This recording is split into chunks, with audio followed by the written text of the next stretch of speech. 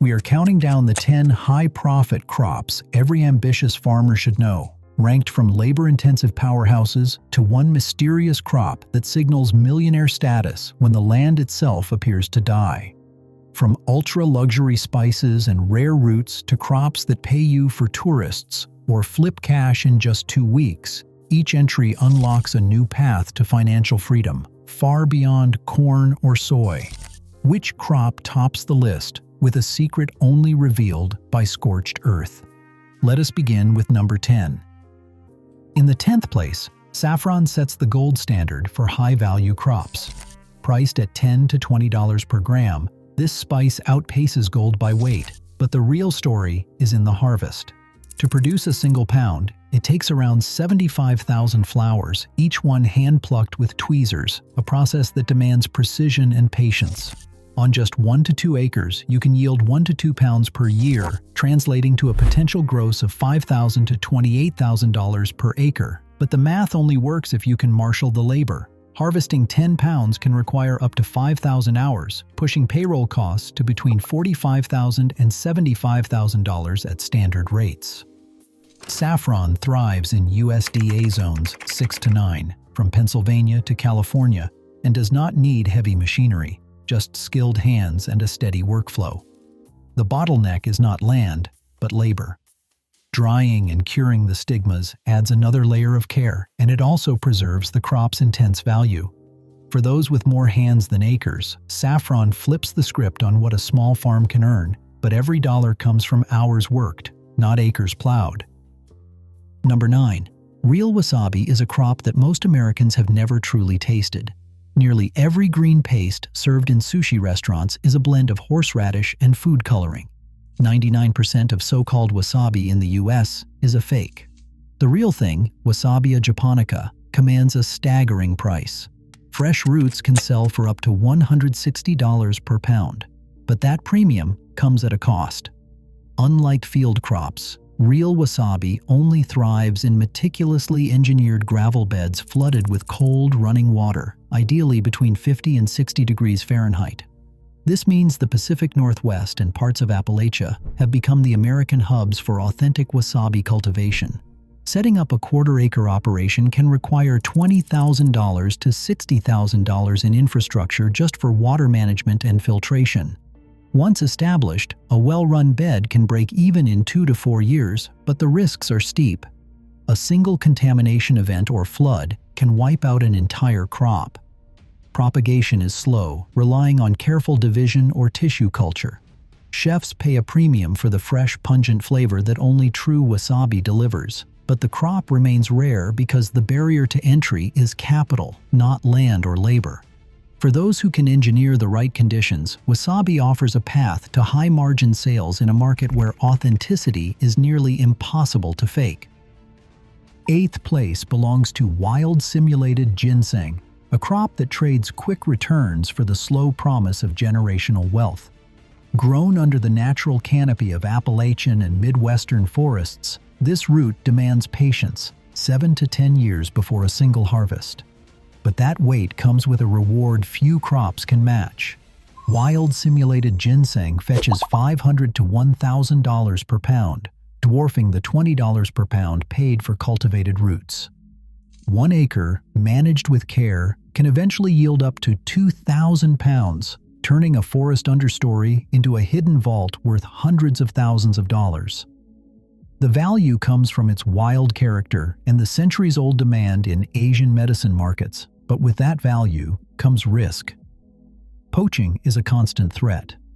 Kentucky and West Virginia growers have reported armed confrontations, and some spend $2,000 to $5,000 each year on cameras, fencing, and security patrols. Legal hurdles add another layer. State permits and CITES documentation are mandatory to keep operations above board. The ginseng grower is less a farmer and more a steward, watching over an investment that matures in the shadows, always at risk but never rushed. The payoff is real, but it belongs to those who can wait out the forest and defend their crop until the day the roots are finally ready to dig. Number 7. Lavender transforms rocky, unproductive ground into a field of opportunity. Where corn struggles, this perennial thrives, producing up to 12,000 bundles of fragrant blooms, or about 2 gallons of essential oil per acre each year. Fresh bundles fetch only a modest price at the local market, but the real profit comes from distillation. A gallon of lavender oil can sell for $100 to $200, and a small-scale distiller runs from $5,000 to $20,000. Many farmers go further, turning their fields into destinations. Agritourism has become a major revenue stream. Visitors pay $20 to $50 just for the chance to stroll among the rows and snap photos, with some farms booking out weekends months in advance. This layering of product and experience means a single acre can generate income from bundles, oil, and ticket sales, all while requiring little more than sun, well-drained soil, and some startup capital. Liability coverage and crowd management are new realities for popular farms, but with the right insurance and planning, the risk is manageable.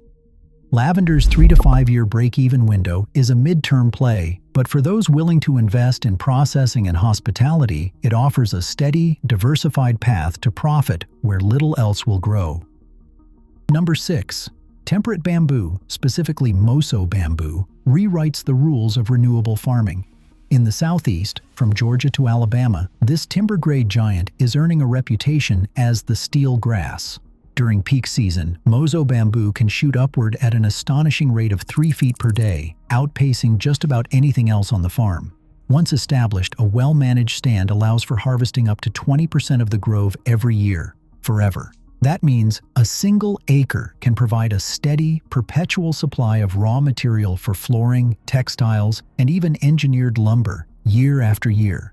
But this isn't a quick flip. The first 4 to 6 years are all about patience. Bamboo needs time to establish its underground rhizome network before it can deliver those reliable yields. Startup costs hover around $15,000 per acre, covering planting stock and rhizome barriers to keep the bamboo contained and compliant with local permits. Mill contracts are essential, since most profits come from long-term wholesale agreements rather than roadside sales. The real payoff begins around year 5, when the first mature poles are ready for harvest.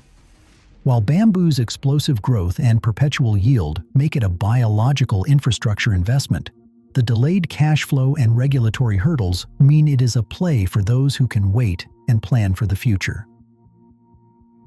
Number 5. Microgreens redefine how quickly a farm can turn seed into cash. The entire cycle, from sowing to harvest, takes just 14 days. That speed means you can run up to 26 full crop cycles each year, stacking trays on racks in a space as small as a single shipping container or an unused basement. Each standard 10 by 20-inch tray of pea shoots, radish, or sunflower greens fetches $25 from local restaurants or direct-to-consumer sales. With the right setup, a single container can gross $50,000 annually, orders of magnitude higher than most field crops on a per-square-foot basis. The key is density, hundreds of trays growing at once, with fresh greens ready every week.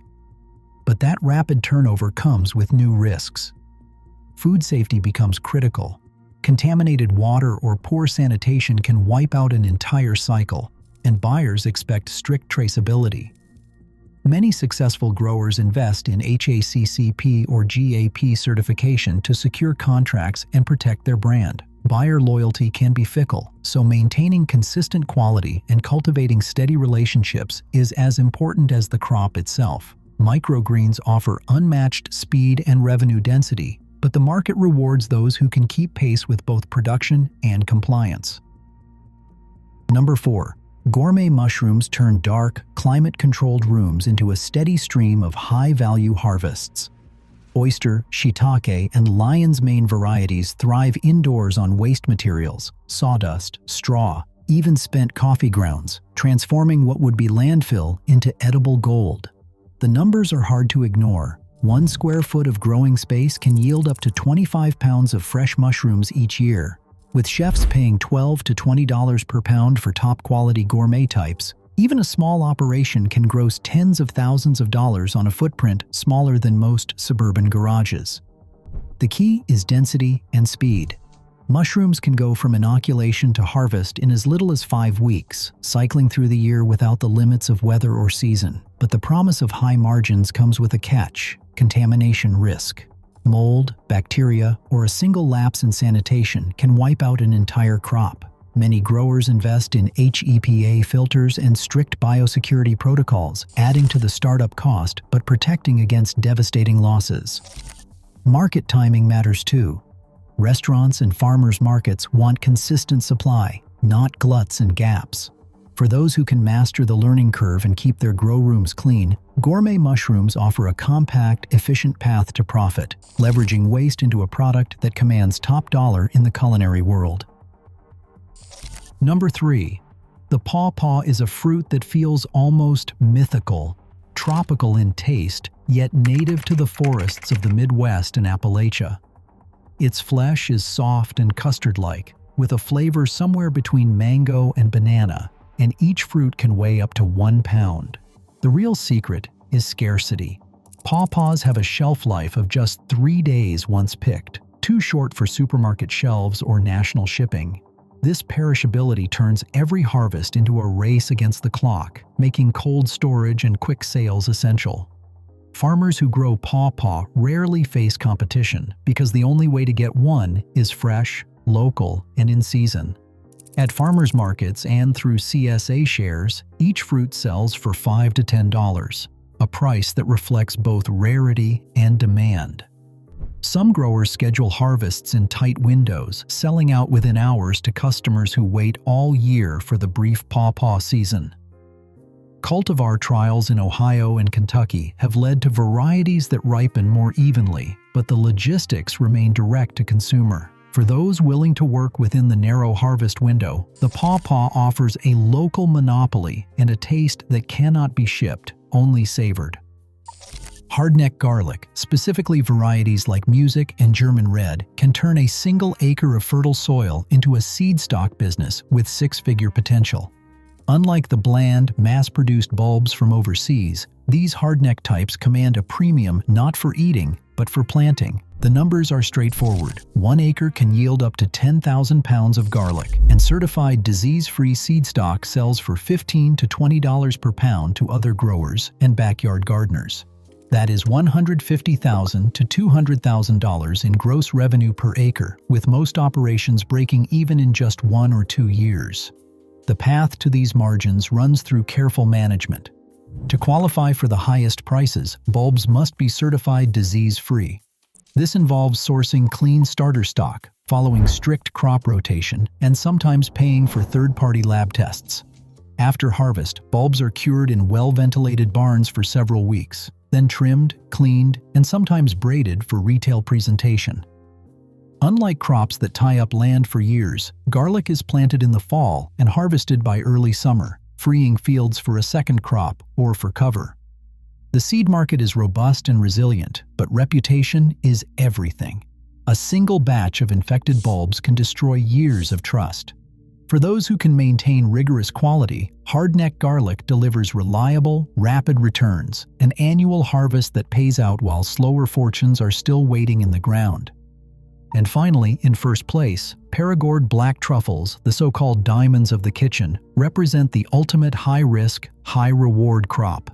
These underground fungi, Tuber melanosporum, can fetch $800 per pound, and sometimes even more at the peak of the season. The path to a truffle harvest begins with planting 100 to 200 inoculated oak or hazelnut trees per acre, each sapling costing $20 to $50. But the real investment is patience. There is no revenue for at least 5 to 7 years, and even then, up to half of orchards may never yield a single truffle. Maintenance costs run $1,000 to $3,000 per acre every year, covering irrigation, mowing, and constant monitoring for disease. The payoff, when it comes, is unmistakable. Before the first truffles appear, the ground beneath the trees transforms. A stark, barren circle emerges, known as the brûlée. This burnt earth effect is the truffle's calling card. The fungus releases chemicals that kill off all grass and weeds, leaving only bare soil. For growers, it is the surest sign that the underground harvest is near. When the brulee appears, trained dogs are brought in to sniff out the hidden treasure, their keen noses often the difference between success and disappointment. The truffle orchard is a gamble few are willing to take, but for those who can wait out the long, uncertain years, the rewards can be staggering.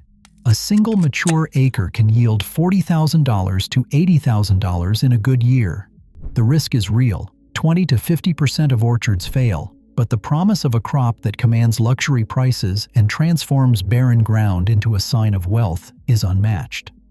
For the patient, the visionary, and the truly daring, the burnt earth signals not loss, but the start of a fortune. Across all 10 crops, one pattern stands out. Profit comes from breaking away from the commodity herd and mastering niche markets where scarcity, labor, or patience create real barriers. These opportunities reward innovation over acreage and risk-takers over traditionalists. For today's farmer, wealth isn't hidden in bigger fields, it is found in smarter choices. The future of farming belongs to those who dare to specialize. Which crop would you bet on?